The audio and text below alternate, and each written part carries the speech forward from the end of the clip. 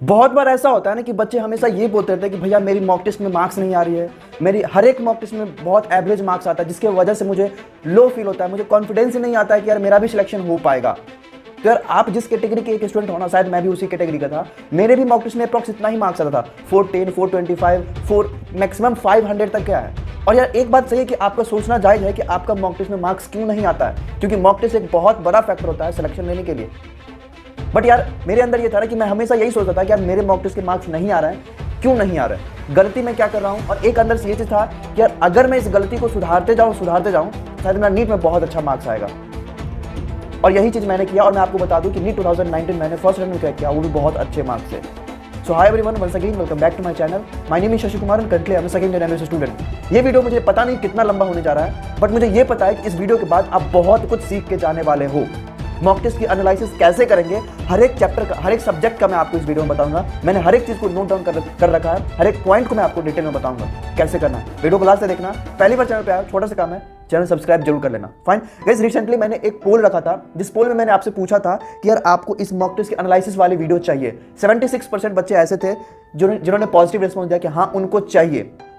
और यार मुझे फील हो जाता है कि आप किस फेज से गुजर रहे हो, क्योंकि इस फेज से मैं भी गुजरा हूं, तो मुझे पता रहता है कि आपको क्या चाहिए। ठीक है, हाँ कुछ बच्चे ऐसे थे जिनको आता है मॉक टेस्ट एनालिसिस करने, और यार कुछ बच्चे ऐसे 17% बच्चे जो अभी तक टेस्ट नहीं दे रहे हैं। तो भाई आपसे छोटी सी रिक्वेस्ट है, आप मॉक टेस्ट दो। अगर आपको ऐसा लग रहा है कि बिना मॉक टेस्ट का सिलेक्शन हो जाएगा तो शायद आप भ्रम में हो। गाइस, इस वीडियो को स्टार्ट करने से पहले हम कुछ क्वेश्चंस का आंसर करते हैं जो मुझे बहुत इंपॉर्टेंट लगा उस कमेंट सेक्शन में। तो यार क्वेश्चन कुछ ऐसे से थे। पहला क्वेश्चन कि भैया कितने फुल टेस्ट दे सकते हैं। ठीक है, पहला क्वेश्चन ये था कितने फुल टेस्ट दे सकते हैं। तो यार आपके पास अभी 30 से 35 दिन ही सिर्फ है, और इसी में आपको बहुत इंप्रूव करना है। तो आप ट्राई करो कि हर रोज एक फुल टेस्ट दे। अगर हर रोज भी नहीं दे सकते हो तो एटलीस्ट 2 दिन पे एक फुल टेस्ट आपको देना है। ठीक है, दूसरी क्वेश्चन कि भैया प्लीज ये भी बताओ कि मॉक टेस्ट से पहले कैसे और क्या रिवीजन करें। तो जब भी आप मॉक टेस्ट देने जाओ तो ट्राई करो कि सारे चैप्टर्स जो मॉक टेस्ट में आ रहे हैं उसको एक बार गो थ्रू कर ले।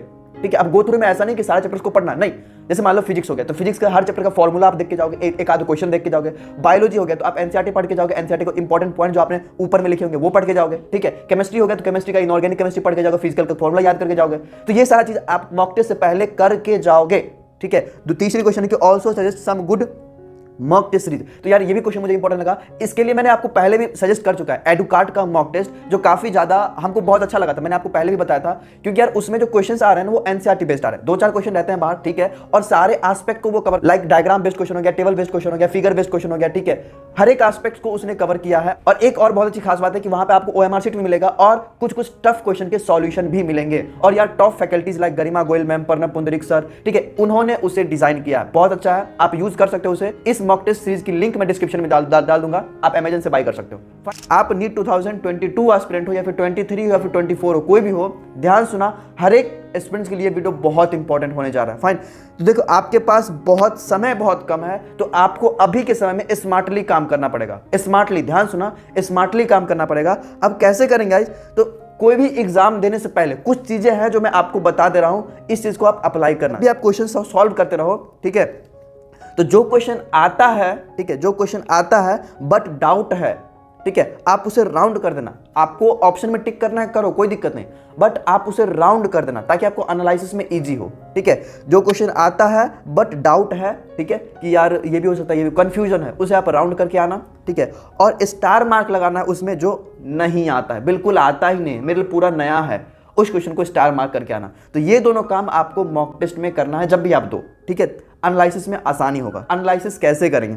तो जब मान लो आप मॉक टेस्ट देते हो तो सबसे पहले आप क्या करो, आंसर की मैच करो। ठीक है, मान लो आपने आंसर की मैच किया, ठीक है, आंसर की मैच किया, उसके बाद जो क्वेश्चन गलत हो गए हैं, जो सिली मिस्टेक हो गए हैं, जो क्वेश्चन न्यू लगा आपको लेकिन आउट ऑफ एनसीईआरटी था, उसे आपको देखना है। जो क्वेश्चन आपको न्यू लगा लेकिन एनसीईआरटी से ही था, ठीक है, लेकिन एनसीईआरटी से ही था, और तुक्का मार के सही किया हुआ क्वेश्चन। तो यार ये कुछ कैटेगरी ऑफ क्वेश्चंस हो गए, और जो क्वेश्चन आपने राउंड किया था। तो ये सारे टाइप ऑफ क्वेश्चंस को आपको एक बार देखना है। आपको मैं एनालिसिस समझा रहा हूं कैसे करना है। जो क्वेश्चन आपने गलती किया होगा, जो क्वेश्चन आपको न्यू लगा होगा लेकिन आउट ऑफ एनसीईआरटी रहा होगा, जो क्वेश्चन आपको न्यू लगा लेकिन यार एनसीईआरटी से ही वो था, ठीक है, और जो क्वेश्चन को आपने तुक्का मार के सही किया, और जो क्वेश्चन को आपने राउंड करके रखा हुआ है। गाइज ये सारे क्वेश्चन को एक बार आपको गो थ्रू करना है। अब देखो कुछ क्वेश्चन है जो आपके सही हो गए होंगे, ठीक है, सही हो गए होंगे, एक बार उसे भी देख लेना है। ठीक है, क्योंकि यार कुछ क्वेश्चन सही तुक्का मार के भी हो जाता है। है ना। तो आपको एक बार वो क्वेश्चन भी देखना है। और एक और चीज़ कि मुझे ऐसे क्वेश्चंस को अटेम्प्ट करते समय क्या क्या दिक्कत हो रही थी, आपको वो चीज़ वहाँ पे सोचना है। क्या दिक्कत हो रही है, मैं सोच नहीं पा रहा था, हिट नहीं कर रहा था, एनसीईआरटी में कन्फ्यूजन था। जो भी दिक्कत हो रहा होगा क्वेश्चन को अटेम्प्ट करते समय बैठ के 1 घंटा बैठ के उसे आप रियलाइज करोगे। ऐसा कोई जरूरी नहीं है कि आपको बायोलॉजी में शॉर्ट नोट्स बनाना है मॉक टेस्ट के बाद, नहीं, ये गलती मत करना। नीट 2022 वाले, आपके पास टाइम नहीं है। हाँ, नीट 2023-24 वाले करो, कोई दिक्कत नहीं। 22 वाले आपके पास टाइम नहीं है, जो भी गलती करो मॉक टेस्ट में आप डायरेक्ट उसे एनसीईआरटी के टॉप में, साइड में, बॉटम में ऐड करो। एनसीईआरटी को आप बनाओ अपना, ठीक है। आपके पास उतना टाइम नहीं है कि साइड से कोई अलग से आप नोट्स बनाओगे, ठीक है। तो आपको बायोलॉजी के बारे में समझ में आ गया ना। जो भी क्वेश्चन गलती कर रहे हो मॉक टेस्ट में उसे एनसीईआरटी में खोजो, अगर कुछ नया सीख रहे हो तो उसे एनसीईआरटी में ऐड करो। ये तरीका है सही मॉक टेस्ट एनालिसिस का।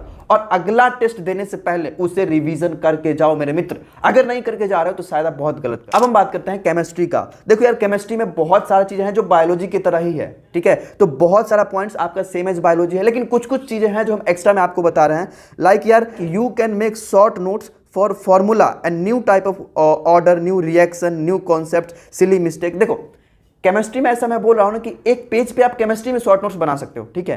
केमिस्ट्री में आप शॉर्ट नोट्स बना सकते हो, क्योंकि ऐसा होता है कि केमिस्ट्री का आप एनसीईआरटी बार बार नहीं पढ़ते हो, ठीक है। तो आप केमिस्ट्री में शॉर्ट नोट्स बनाओ, जहां पे आप सिली मिस्टेक किए वो लिखो उसमें।